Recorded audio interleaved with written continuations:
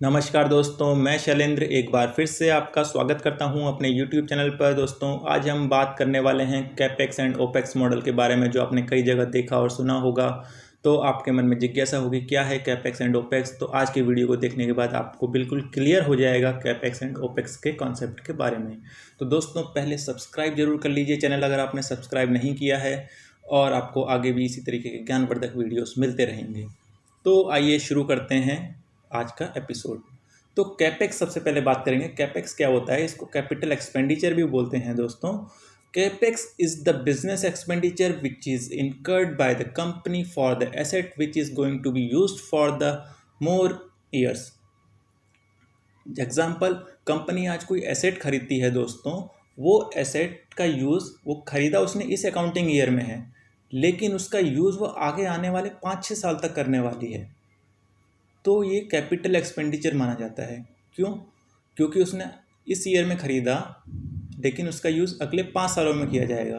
तो उसका जो डिडक्शन है, मतलब जो उसने खर्चा किया, वो इसी साल के प्रॉफिट एंड लॉस में से नहीं घटेगा।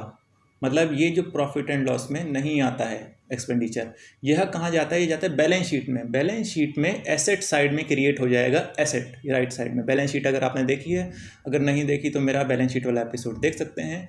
तो बैलेंस शीट में आपका क्रिएट होगा एसेट राइट साइड में, और लेफ्ट साइड में क्रिएट होगी लाइबिलिटी या कैपिटल। क्योंकि आपने जो मशीन खरीदी, मान लिया आपने 1 लाख रुपए की मशीन खरीदी है, तो 1 लाख रुपए मशीन जो है राइट साइड में एसेट के रूप में खड़ी हो जाएगी, और लेफ्ट साइड में लाइबिलिटी के रूप में 1 लाख रुपए होगा। अगर आपने अपना लगाया है तो आपकी कैपिटल होएगी, क्योंकि आपने पूंजी लगाई है अपनी कंपनी में, तो कंपनी के लिए वो लाइबिलिटी है। तो कैपिटल लेफ्ट साइड में 1 लाख रुपए हो जाएगी। या फिर आपने कहीं से लोन लिया है, बैंक से लोन लिया है, तो वो लाइबिलिटी में खड़ी हो जाएगी आपकी लेफ्ट साइड में, और राइट साइड में आपकी ये एसेट क्रिएट हो गया, तो बैलेंस शीट में चला जाएगा। और इसकी जो वैल्यू है वो ओवर द ईयर्स डेप्रिसिएशन के रूप में घटती रहेगी। मान लिया आपने 1 लाख की मशीन ली, उस पर 20% का डेप्रिसिएशन है, मतलब 5 साल के लिए वो मशीन यूज़ होगी, तो 20% वो हर साल घटती रहेगी उसकी वैल्यू। यानी वो 20,000 रुपये है, वो डेप्रिसिएशन के रूप में हर साल घटता रहेगा। और ये डेप्रिसिएशन माइनस होगा प्रॉफिट एंड लॉस में से। इस साल 20,000 रुपये, अगले साल 20,000 रुपये, तो हर साल आपकी इनकम में से 20,000 रुपये माइनस किया जाएगा डेप्रिसिएशन के रूप में। और वो यहाँ पे एसेट की वैल्यू भी कम होती जाएगी हर साल, और लास्ट में जाके वो जीरो के करीब पहुँच जाएगी। तो इस तरीके से अकाउंटिंग होती है कैपेक्स मॉडल की, जो आप कैपिटल एक्सपेंडिचर करते हैं दोस्तों। तो आप कोई भी ज़मीन खरीद रहे हैं, कोई प्लांट एंड मशीनरी या इक्विपमेंट खरीद रहे हैं, या फर्नीचर खरीद रहे हैं, जिसको आप ओवर द ईयर्स यूज़ करने वाले हैं, उसको आप करेंगे कैपिटल एक्सपेंडिचर के तहत। अब बात करते हैं ओपेक्स मॉडल की। ओपेक्स बोलते हैं दोस्तों ऑपरेटिंग एक्सपेंडिचर को। Operating expenditure is the expenditure which is incurred by the company for their day to day operations. मतलब कि आपने देखा, आपने कैपिटल में आज खर्च किया, लेकिन वो चीज़ यूज़ हो रही है ओवर द ईयर्स। इसमें जो चीज़ें, जैसे सैलरी आपने जो यूज़ किया, जो लोगों ने काम किया, वो इस साल के लिए काम किया, तो इसी साल के लिए यूज़ हो रही है। आपने रेंट दिया तो इसी साल यूज़ किया, इसलिए इसी साल के लिए यूज़ हो रहा है। उसी तरीके से आपने इलेक्ट्रिसिटी इस साल यूज़ की, तो इसी साल उसका पे कर दिया। तो ऐसे एक्सपेंडिचर जो आपने उसी अकाउंटिंग ईयर में यूज़ किए हैं, वो आप उसी अकाउंटिंग ईयर में पे कर रहे हैं, तो वो ऑपरेटिंग एक्सपेंसेस होते हैं। वो माइनस होते हैं आपके प्रॉफिट एंड लॉस में से, मतलब डायरेक्ट जो आपकी इनकम है उसमें से माइनस हो जाएंगे, और आपके उस पोर्शन पे टैक्स नहीं लगेगा दोस्तों। तो यह होता है ऑपरेटिंग एक्सपेंडिचर। अब कंपनियां यूज़ करती हैं कैपेक्स और ओपेक्स मॉडल को कब दोस्तों? जब उनको टैक्स बेनिफिट चाहिए होता है। तो कंपनी, जैसे आपने अगर कैपिटल एक्सपेंडिचर करा, अगर उसने 1 लाख की कोई प्लांट एंड मशीनरी लेना है, वो सोचता है कि मैं खरीदने की जगह इसको रेंट पे लेता हूँ। तो रेंट पे क्या होगा दोस्तों?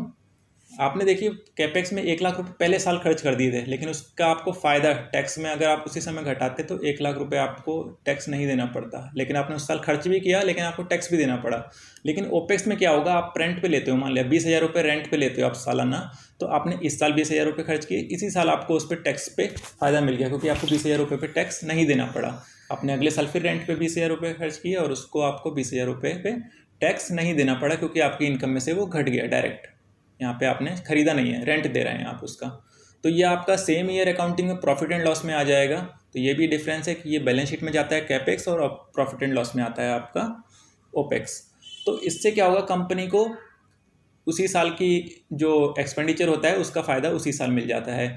दूसरा फ़ायदा कि टाइम वैल्यू ऑफ मनी, आपने कैपिटल में 1 लाख रुपए तब खर्च किया था और आप उसका जो डेप्रिसिएशन का फ़ायदा ले रहे हो आप अगले 6-7 साल में ले रहे हो। अगले 6 साल में उस डेप्रिसिएशन अगर 20,000 रुपये लगता था, अगले 6 साल में उस 20,000 की वैल्यू 15,000 रुपये के बराबर होगी। तो आपको जो टाइम वैल्यू ऑफ मनी है वो कम हो गई, जबकि जो आपका ओपेक्स मॉडल है आपने इसी साल 20,000 रुपये खर्च किया और इसी साल आपको 20,000 का फ़ायदा मिला।